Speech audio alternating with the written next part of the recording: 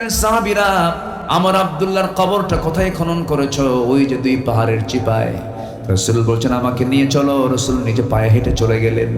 কবরের সামনে দাঁড়ায়া কাদা কাদা কণ্ঠে বলছেন, সাহাবীরা রে, আমার আব্দুল্লাহর কবরে আমি কাউকে নামতে দেব না। আমি নিজে আব্দুল্লাহকে কবরে নিজের হাতে রাখবো। নবীজি কবরে নামলেন। কবরে নেমে বলছেন, আবু বকর আমার ডানে নামো, ওমর আমার বামে নামো। এই তিনজন সাহাবী, গোটা পৃথিবীর শ্রেষ্ঠ মানুষ। সাইয়েদনা আবু বকর মা তুরাতিশ শামস লা গরাবাত ডান পাশে নামলেন। সাইয়েদনা ওমর ফারুক বাম পাশে নামলেন। আমার নবীজি মাঝখানে দাঁড়ালেন, হাত দুটো আগায় দিয়ে বলছেন, সাহাবীরা, আমার আব্দুল্লাহর লাশ তোমরা আমার হাতে তুলে দাও। লাশ যখন রাখা হলো, রাসূল বলছেন, আবু বকর মাথাটা ধরো, ওমর পাটা ধরো। আস্তে করে তিনজন মিলে কবরে শোয়া দিয়া বুকের উপরে হাতটা রেখে বলছেন, ও আকাশের মালিক আল্লাহ, এই মুহূর্ত পর্যন্ত আমি আব্দুল্লাহর উপরে সন্তুষ্ট আছি।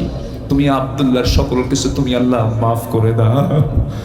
আমার নবীজি এই দোয়া করে যখন কবরের মধ্যে কান্নাকাটি করছিলেন, পাশে দাঁড়িয়ে থাকে একজন সাহাবী সাদ বিন আবি ওয়াক্কাস রাদিয়াল্লাহু তাআলা চিৎকার মেরে পাগলের মতো করে বলছেন, আকাশের মালিক আল্লাহ, আজকে জীবিত সাদ বিন আবি ওয়াক্কাস না হয়ে যদি ওই কবরের বাসিন্দা আমি সাদ হতাম, আমার জীবনটা কত প্রসন্ন হতো, কত ভাগ্যবান আমি হতে পারতাম। কারণ যার কবরে পৃথিবীর তিনজন সেরা মানুষ দোয়া করে তাকে দাফন করার জন্য প্রস্তুতি নিয়ে নেয়। জোরে কোন সুবহানাল্লাহ, আরো জোরে বলি সুবহানাল্লাহ। আমার ভাইয়েরা, এই ইতিহাস জেনে নেওয়ার মূল কারণ হলো তারা দুনিয়াকে মাইনাস করে ফেলেছেন। আল্লাহর সন্তুষ্টি অর্জন করতে গিয়ে সবকিছুকে তুচ্ছ মনে করেছেন। এই জন্য জান্নাতের লাইন খুঁজতে হলে এগুলোকে বাদ দিতে হবে। কুফরের লাইন বাদ, শিরকের লাইন বাদ, দুনিয়ার প্রতি অবৈধ কামনা বাসনা বাদ। বিয়ে করবেন সমস্যা নাই, কিন্তু বিয়ে না করে জেনা করবেন সমস্যা, এটা অবৈধ কামনা। আপনি সুদের কারবার করবেন অবৈধ কামনা। আপনি সুন্দর করে ব্যবসা করবেন, মুনাফা করবেন, এটা আপনার বৈধ কামনা, কোনো সমস্যা নাই। আমার বন্ধুগণ, আল্লাহ তো সব আমার জন্য জায়েজ করে দিয়েছেন, কিন্তু তার পন্থায় আমাকে করতে হবে। হারাম পন্থা অবলম্বন করব, কিসের লাইন বলেন? জান্নাতের লাইন না জাহান্নামের লাইন? জাহান্নামের লাইন। নাম্বার 4 হলো শয়তানের প্রচলন অনুসরণ করা। নাম্বার 5 হলো আল্লাহর আয়াত বিধিবিধান নিয়ে বাক বিতণ্ডা যারা তর্ক বিতর্ক করবে তারা। নাম্বার 6 হলো অহংকার বশে আল্লাহর হুকুম অমান্য করা। যেমন অহংকার করেছিল আকাশ এবং জমিনের সর্বপ্রথম যে অপরাধ হয় তার নাম হচ্ছে অহংকার। তার নাম কি বলেন? আকাশ এবং জমিনে, জিন এবং ইনসান জাতির মধ্যে সর্বপ্রথম যে অপরাধ হয়েছে তার নাম হচ্ছে অহংকার। আল্লাহ বলছেন, উসজুদু লিআদম, আদমকে সেজদা করো। কি করছিল? শয়তানকে মানছে, কি করলো? অহংকার। কি করছে বলেন তো? আবা ওয়াস্তাকবারা, অমান্য করলো এবং অহংকার করলো। এই অহংকার কোন বান্দার মধ্যে যখনই ঢুকবে ভাববেন ওর পতন খুব নিকটবর্তী। অহংকার করা যাবে না, জাহান্নামের লাইন। নাম্বার 7 হলো ওই সমস্ত বান্দাগুলো জাহান্নামের লাইনে চলে যাবে যারা জুলুম করবে। জুলুমের কথা ইতিপূর্বে আমি বলেছি। নাম্বার 8 হলো মানুষকে আল্লাহর পথ থেকে বিচ্যুত করার চেষ্টা যারা করবে। নাম্বার 9 হলো রাসূলের বিরুদ্ধচারণ যারা করবে।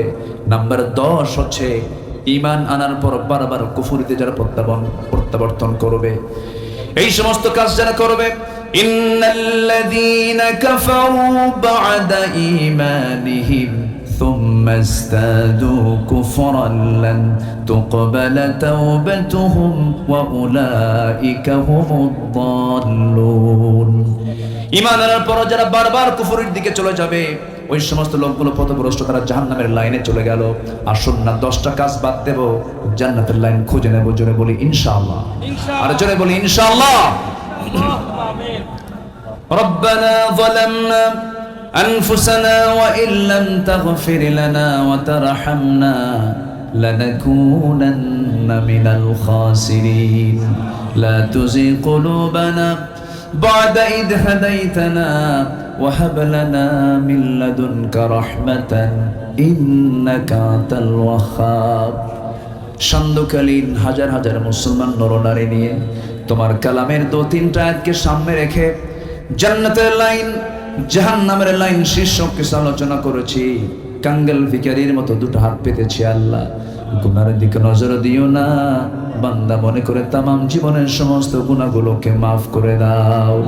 আব্বা আম্মা যারা দুনিয়া থেকে বিদায় নিয়েছেন, জিন্দেগির গুনাহগুলো মাফ করো, কবরগুলোকে জান্নাতের টুকরা বানায়া দাও। আব্বা আম্মার জন্য কি দোয়া তাও শিখিয়ে দিয়েছ, আওয়াজ দিয়ে আমার সঙ্গে ঠোঁট মিলিয়ে বলুন, রব্বিরহামহুমা কামা রব্বায়ানি সগীরা, রব্বিরহামহুমা কামা রব্বায়ানি সগীরা, রব্বিরহামহুমা কামা রব্বায়ানি সগীরা। বিশেষ করে মাহফিলটার আয়োজন করলেন যারা, শোনার জন্য দূর দূরান্ত থেকে আসলেন যারা, বিনিময়ে কিয়ামতের কঠিন ময়দান যেদিন কেউ কাউকে চিনবে না, সেই কঠিন মুসিবতের দিন মাহফিল আমাদের সবার জন্য নাজাতের মাধ্যম তুমি আল্লাহ বানায়া দিও।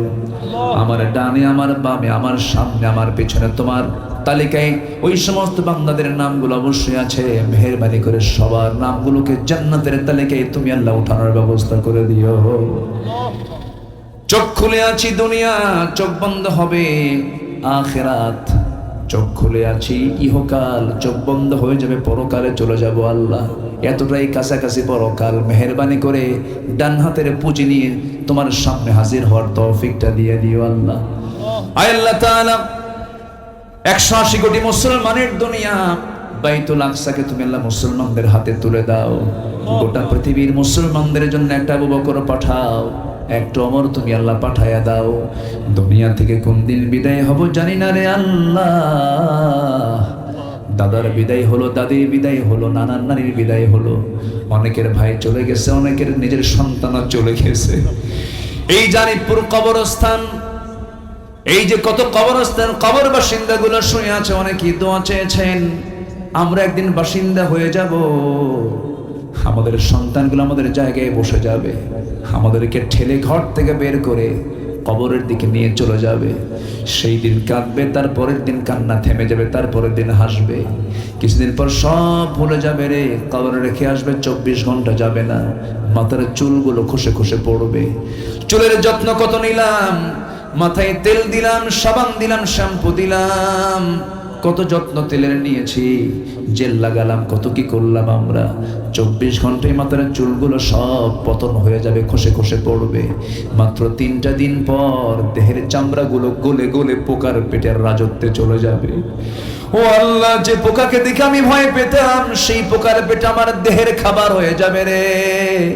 7টা দিন চলে যাবে, পেটের নারী ভেরি সব চোখ মুখ কান নাক দিয়ে বের হওয়া শুরু হয়ে যাবে, কিম্ভূত কিমাকার চেহারা হয়ে যাবে, আমাকে চেনা যাবে না, বিকৃত হয়ে যাব। মাত্র 3টা মাস পর কবর খনন করে যদি দেখা হয়, দেখা যাবে কয়েকটা হাড় ছাড়ার কবরে কিচ্ছু নাই রে। আল্লাহ, দিন শেষে কেউ আমার বন্ধু না, দিন শেষে তুমি আল্লাহ আমার বন্ধু। সে অন্তিম সময়ে যখন চলে আসবে, জবানে জারি করে দিও লা ইলাহা ইল্লাল্লাহ মুহাম্মাদুর রাসূলুল্লাহ। আসসালামু আলাইকুম ওয়া রাহমাতুল্লাহি।